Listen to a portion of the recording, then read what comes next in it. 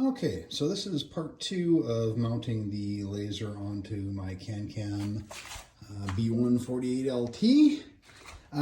So again, we're looking at the opt lasers with a magnetic connector. So the magnetic connector is going to connect to this piece right here, where you see right here. So that's gonna snap on to the connector once I have the connector on. And I was wondering, what should I do to mount the laser? Because that's the biggest problem. Running the cables and stuff like that's fairly straightforward, but mounting it is different between every CNC. And there's a Masso video for connecting the opt laser to various CNCs, mainly focusing on how to connect it to the Masso electronically, which is the controller right there. I'm going to do that. He does a great job of showing that. But one of the things that he did is he did a very interesting thing for his laser. He thought a bit ahead. His name's Peter. And he thought a bit ahead and he said, gee, you know what? I don't really want my laser to drive into my spoil board. So how can I stop that from happening? As we've probably all driven our spindle into the surface board or the spoil board, and we end up busting off a bit or something like that. Costs us 40, 50, 60 bucks or whatever your bit's worth, and we learn from that and we try not to do it again. However, if you bust this laser off, the laser's $1,200, so we don't really want that to happen. So I'm going to mount the laser. I could mount the laser onto here with just an L bracket or some sort of an aluminum bracket. The problem is that if I drive my Z axis down too low, it's going to drive it into the bottom, and it's going to knock the laser off. Because this is the magnetic mount, it would probably just knock the laser off and it would fall down, potentially getting damaged, but hopefully surviving. But if it's not on the magnetic laser mount, then I would literally bust off the laser. So to prevent that, what he did was use linear bearings and a rail similar to this, a linear rail. However, for a lot cheaper than that, you can get a 12-inch drawer slide. I took off the third part of the drawer slide, which is removable, and then I took off the plug and I took out the bearings for the inner piece. But essentially, this is a drawer slide, inverted and then bolted into. I just drilled and tapped a few holes in here. And what I'm going to do is I'm going to mount it down here. Now, it sits at the bottom very snugly, doesn't move. But if I were to lower my Z-axis down too far, it's going to push up and it's going to allow it to raise up instead of getting knocked off.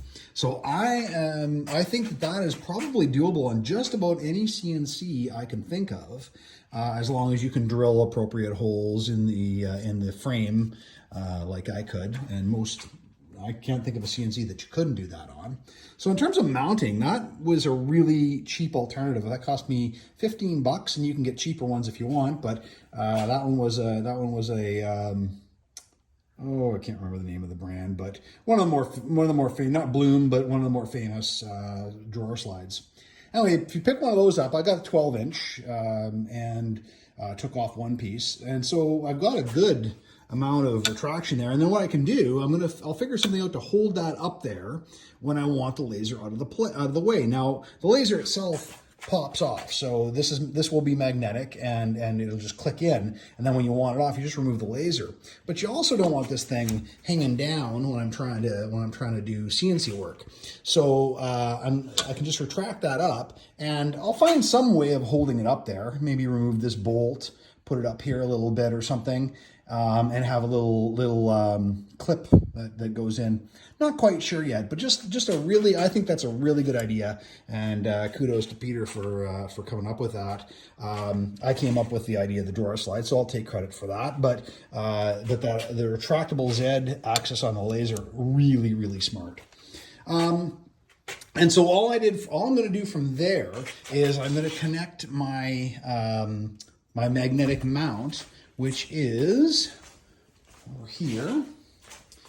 This magnetic mount here is what's going to connect on, and we'll move back over for a second. So all I did is I just got a piece of aluminum and I cut it to size, and it's going to actually slide right inside, and that will give me a firm mounting surface. Now I'm just going to mount the whole thing onto there, and it'll give me a nice hold. And I've mounted it so that it fits inside the grooves of here, so it can't pull out.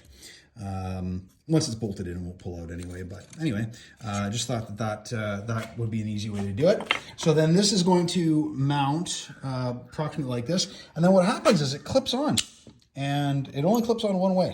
So they did a really smart thing and made it so that it only clips on one way. Those two bolt holes there are going to screw into my aluminum and into my slide, and it will rest like this.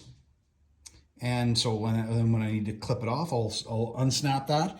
The square piece with the bolted holes right here will come off because it's magnetic, and then I just put this somewhere where there's not going to be a lot of dust. Really smart design. I love this laser. It is awesome.